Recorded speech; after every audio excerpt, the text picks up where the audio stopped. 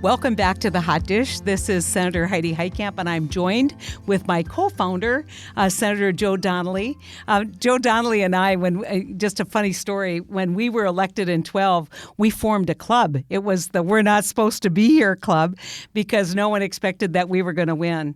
Who was the head of that club? As a matter of fact, Heidi Heitkamp was, and I said, it tells you what a bad candidate and politician I could be at times, in that you and I were the only ones in the club. You were elected president by a vote of 2-0, so that meant I didn't even vote for myself. Isn't that great? But I mean, you did such a great job representing Indiana. Joe and I talk about the privilege of a lifetime, right? Just the same way you felt representing the people of North Dakota. But we actually were able to get some things done when you look at what we did with Dodd-Frank reform. I think of the right to try legislation. Yeah. That there's people all over this country right now who have access to life-saving medications, who wouldn't have had that access if you and I weren't there. Yeah, well, Joe led with his heart, completed with his brain, and got things done for Indiana, and it's a tragedy, I think, that you're not with you still for there. North Dakota. Yeah, I know, but we're good. I have a picture of Joe in a B-52 bomber. That'll be one of my treasured... and the reason you're still alive is I was not the pilot. Thanks, Joe, so much for joining us on The Hot Dish. Joe and I are thrilled, absolutely thrilled to be joined by yet another board member, one of our newest, Anthony Daniels, who is a state representative. In fact, he's the minority leader in the Alabama House of Representatives and a bright and rising young star in the Democratic Party. Thank you so much for joining us, Anthony. We've been taking these Hot Dish podcasts as an opportunity to introduce to the listening audience some bright new stars, some great thinkers in the Democratic Party. And one of the things that I'm really excited about, I just spent some time with JD, is I don't think that the answers for rural America are with 40 or 63-year-old people, which is me and Joe. I think the answers are with that younger generation who remains committed to doing everything that they can to expand opportunities. And I think that voice that you're going to bring to our One Country project is absolutely critical. So welcome aboard. I'm going to let you introduce yourself because I'm sure I would go on, and then you wouldn't have a chance to talk because I'm so impressed with your credentials and what you've been doing for the state of Alabama. Well, thank you, Heidi. Thank you for having me, and I think that this is certainly a needed voice for One Country Project, being a voice for all of America, and really just pointing out to the listeners that the issues that may impact rural America, it also impacts all of America. And so thank you for taking on this task and really bringing a voice to rural America and making certain that they're not forgotten as we make this policy decisions as lawmakers, not just from a state legislative perspective, but also from a federal perspective as well. So thank you for that. So tell us a little bit. You're a teacher by profession, which is one of the great things that happens in America. We have bright young people who help educate our kids and then move on to leadership in other areas. But tell us a little bit about how you got involved in politics and why you got involved in politics and what you hope for the great state of Alabama. Well, thank you. So my journey was really a non-traditional journey. A lot of folks asked me, did I have a background in political science? And I said, no, that's not a prerequisite for running for public office. So starting out, as a young person. In fact, it may be a bonus in not running for office. Yeah, because it helps, being a third grade teacher really helps me in the legislature. But I will say that, my beginnings, I come from very humble beginnings, raised primarily by my grandparents in a small community, a rural community in Bullock County. And, one of the things that I learned growing up, the foundation was laid for me. And really my grandparents focused a lot on faith and, going to church and working hard. And so that's kind of how I got my work ethic is from my upbringing. But I thought, like many Americans and many young people, I thought that athletics was my ticket out of my community in order to give back to my community. But having an injury, a sports injury in high school where I tore my ACL, I had to have a backup plan. And so education should have been my primary plan, but it was actually my backup plan. And when you're an athlete, and so that's what kind of sparked my interest in education is, what is it that I could do? Now I can't, I'm not able to become a professional athlete to give back to my community, but what is it that I could do to give back to my community that doesn't require me to be extremely wealthy to do so? And that's when I decided to major in elementary education. And so I went to Alabama A&M University in Huntsville, Alabama, and majored in elementary education. I have a bachelor's in elementary education, a master's in special education. I got my start being involved in student organization on campus, the Student Alabama Education Association, which is an affiliate of the NEA. And so it's all students that are training to become teachers. Mm-hmm. And so I ended up becoming state president for the Student Alabama Education Association. And then I became the national chairman of the National Education Association student program, where I was able to speak out of a megaphone and talk about issues that impact young people going into public service careers like teaching. And so it was personal to me, having $58,000 in student loan debt at the time. I decided to take on the student loan forgiveness as an issue.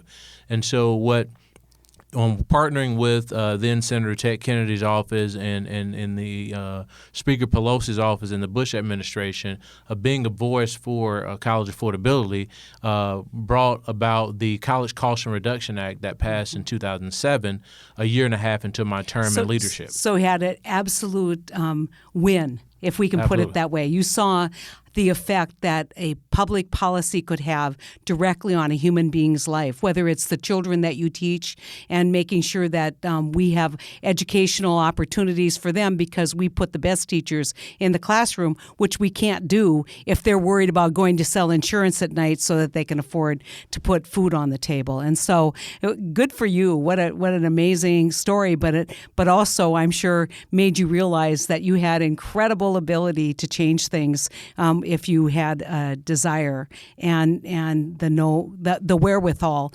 to build leadership in those circles. Yeah, that experience really set the groundwork for me, and so after my term, I ended up going into teaching. I left after my term ended. I returned back to Alabama.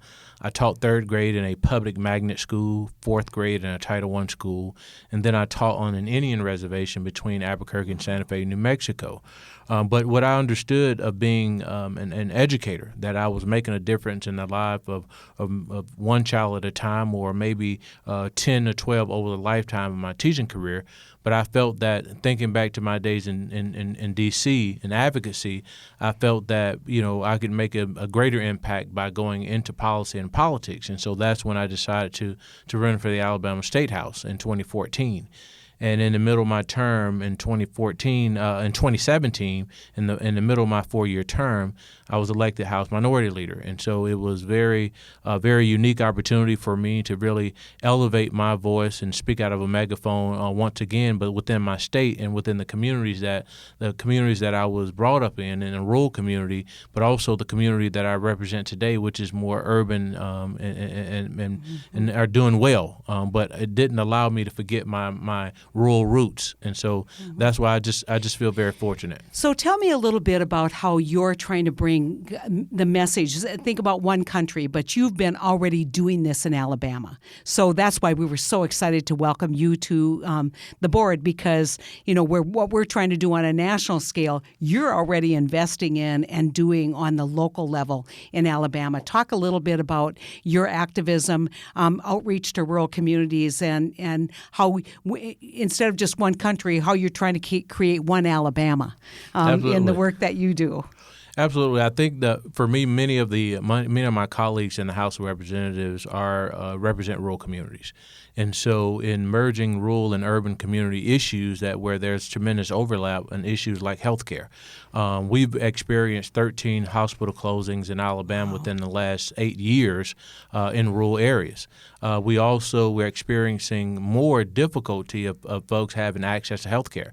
We're one of the few states that decided not to expand Medicaid, which puts 320,000 people that will be eligible for health care that's out there right now without health care. And so, those are the type of issues that, we talk about each and every day. Our caucus decided to go on a listening tour last year. And so we went in rural and urban areas to do a listening tour to hear about the concerns of the citizens within around the state of Alabama. And there are a lot of commonality there. Yeah. What was the reaction when you went to rural areas? Because I can imagine your caucus doesn't always look like the areas that you went to in rural Alabama. Absolutely. In fact, the caucus had not done a lot of town hall meetings they've never done a listening session in general. But what we found is there are a lot of folks that are excited and saying that, we've never had politicians to come into our area and listen to us. They come to us and they talk about what they're for and what they want to do, but they never really listen to the people that are on the ground. And so they were very appreciative and supportive of that. And so we were able to drill down on some very important issues. And what I found is that healthcare was the number one issue in these rural areas, and education was number two. Mm-hmm. They're beginning to experience high, dropout rates in their areas. The opioid crisis is really impacting their communities. Not having access to healthcare prevents them from being able to attract industry into their area, and so it really kills their entire town, and it's really One of the studies that was recently done was taking a look at rural educational attainment, not based on race or anything else, but just your zip code, and whether you went on to college or whether you were prepared for college. And so it doesn't surprise me that what you found was this disparity between, educational opportunities where like you said, you taught in a Title I school. Well, there's no such thing as a Title I school in rural Alabama or rural North Dakota. It's just one school, right? So this idea for specialty education is really difficult. It's difficult to provide, and it is absolutely critical to making sure that the rural communities are prepared for the 21st century economy, and that's what you're doing out there. And some of the pieces of legislation that I've carried has contributed to helping really help rural areas in a lot of different ways. Economic development-wise, passed a 21st century TIF, which allow industry to be able to come into an area or to a site and be provided incentives that goes beyond utilities and sidewalks, but also a facility match. And so we're beginning to look and explore those items. And the other thing is starting a cybersecurity and engineering high school that borders my district to allow students from these rural communities to be able to test and get accepted into this specialized high school where they will be there during the year and during the week, and they can go home on the weekend. And so we're just doing smaller things to try to diversify that rural economy. A lot of times we look at rural as being manufacturing or textile industry, but that's no more. And so what we have to do is make investments on workforce development, even in the primary grade levels of whether it's coding or whatever. So if you have an industry that moves into an area, you have an already trained workforce from the K-12 perspective, and for those displaced workers on how to work and deal with advanced manufacturing and deal with the technology. You know what I love about you is that sometimes, and I think why people are cynical about people who serve in public life or what we call politicians, is what they hear is I, and they lead with, kind of all of the, when you get excited, when your voice increases, is when you're talking about a great idea, when you're talking about an innovation that you want to bring to your community. And this is why we're talking about one country, which is let's lead with ideas. Let's be honest about the state of affairs in rural America. Let's be honest about what rural Americans want, but let's be innovative and get excited about those ideas, because when you lead with enthusiasm in politics, you're unstoppable, in my opinion. You can have the best idea in the world, but if all you talk about is blah, blah, blah, you'll never get it done. And you are doing amazing things, and we are so incredibly grateful that you've joined with us. So I want you to talk a little bit about, politics. These are great ideas, and I think that's why you've been successful, is you've led with the idea, not with the political ramifications of the idea. But yet, it is critically important that we get more diversity in political representation in rural America. And this is something that some people disagree with. But if you look at the African American community, reliable Democratic voters. But Democrats need to respond to the concerns of African American voters. They can't take them for granted. And when you're taken for granted, your voice isn't heard. And I think right now in rural America, Republicans are taking that rural vote for granted. And I think as a result, we're seeing things like capitulation on a trade policy that's not working for us. The president trying to take away Medicaid expansion, which has saved rural hospitals in my state and cost you rural hospitals by not doing it. And so we need to talk about why those policies fail, but we also need rural voters to understand that in order for them to have political clout, they need to be open-minded about their voting patterns. Yes, absolutely. And we have to do a better job. And I think that's where One Country comes in, is being able to, go into these communities and talk about issues that are impacting them. Oftentimes we talk above everyone else, and we only appeal to a base of people that we think that we know they're going to vote for us regardless. But we've taken for granted that rural vote. And so you're right. We have to start talking about issues that impact rural communities. We as a party, we've been better for rural America than the other side. But the other side has played tremendous defense in really distracting and deflecting from the real issues. And so what we have to do is we have to stay the course and be on playing more offense on our messaging about health care, about education, about ways to improve their livelihood, and how do we make their situation better. Not just giving away, just talking about, unrealistic policies that we're never going to be able to accomplish. Let's be realistic. Until a person and to more people that are the voices of our party start signing paychecks on the front and not the back, then we're going to start. Then we'll be able to move and start talking about issues that impact the households. Can I steal that line? Absolutely. Did you invent that line? That's a great line. And the one thing that I've talked about many times is that you can't want employment and hate employers.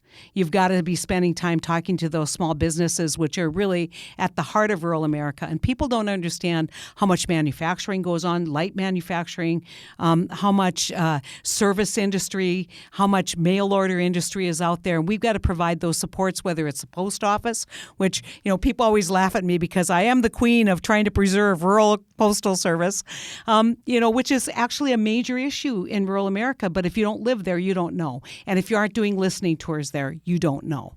And so I think we've got a lot of work to do in driving this message forward, a message of hope and opportunity for rural America.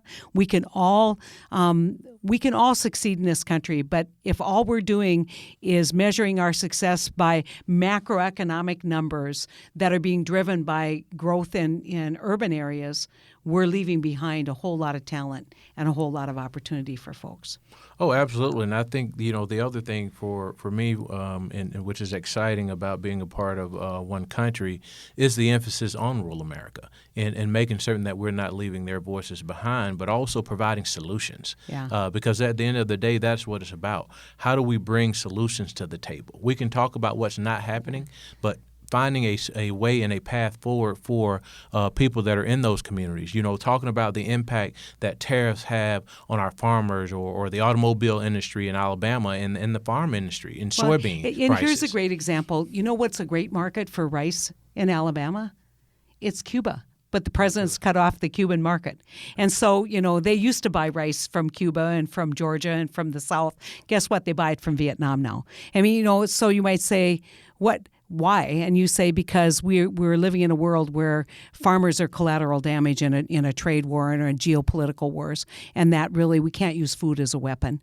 And so that's my editorial comment. But I would be remiss, because a lot of people, knowing now that you're from Alabama, would be curious about whether you ever see Alabama coming around. I mean, if you think that, I always remind people, if people think of the South, like Alabama and Mississippi and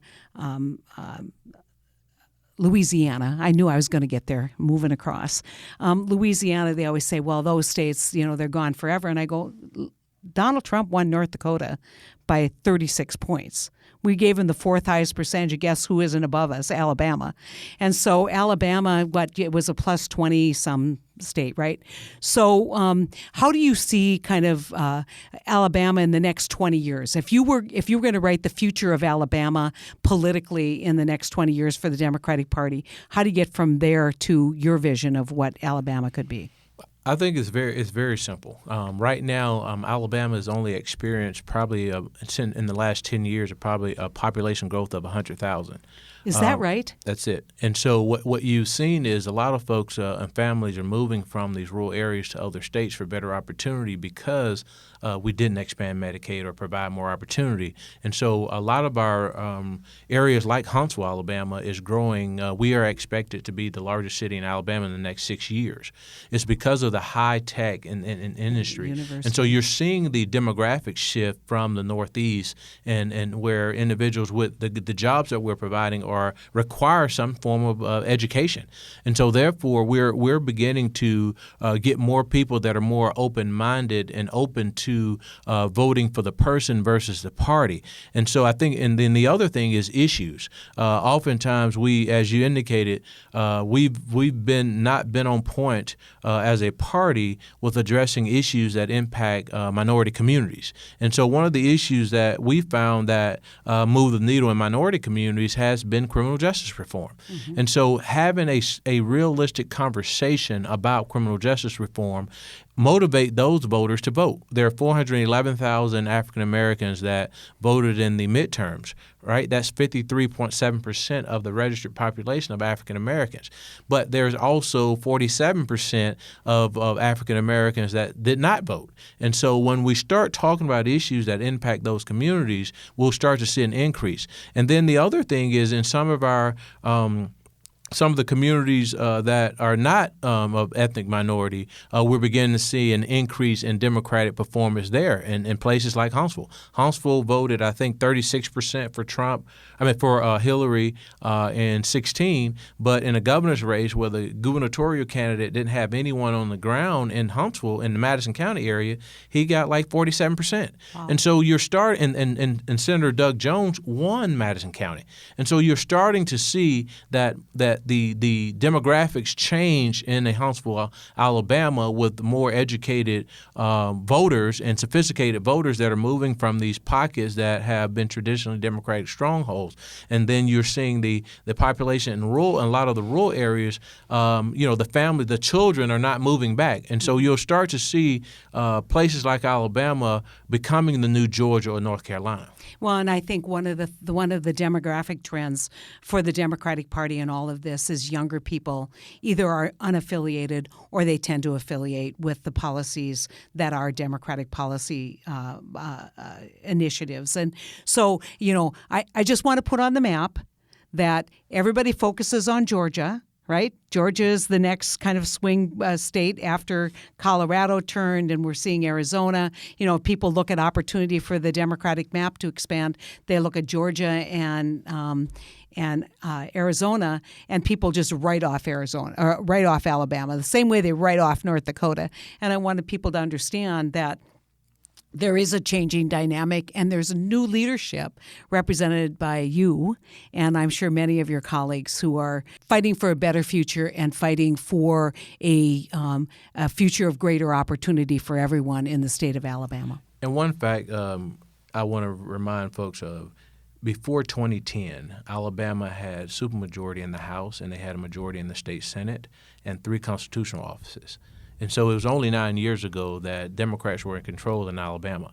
And so I think that it's easy to really get back to those voters, especially in these rural areas. And I think that, having organizations like One Country to really help us message and communicate instead of following more of a national Democratic platform, which is not a winner in a place like Alabama, but really having the details and the plan on how we're going to make folks' lives better. And I think that's what One Country brings to the table, and I think it'll help a lot of other states do the same thing.